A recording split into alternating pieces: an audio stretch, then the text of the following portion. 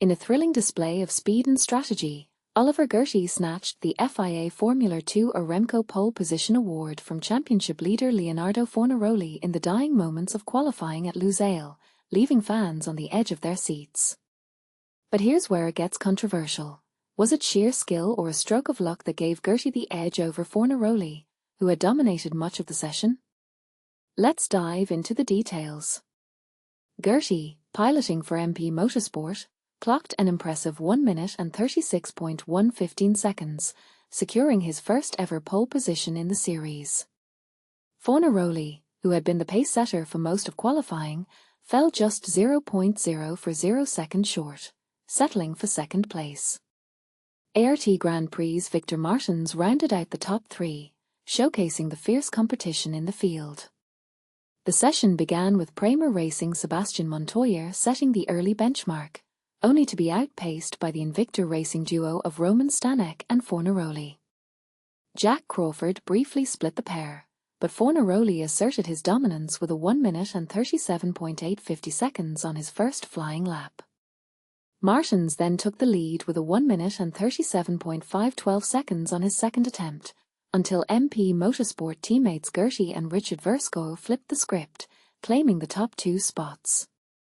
Stanek briefly reclaimed the lead for Invicta with a 1 minute and 37.189 seconds, but Fornaroli struck back with a blistering 1 minute and 36.996 seconds.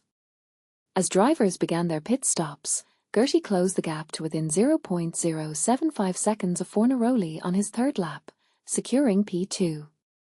With 10 minutes remaining, fresh soft tyres were the order of the day, and Dino Beganovic momentarily seized provisional pole with a 1 minute and 36.826 seconds.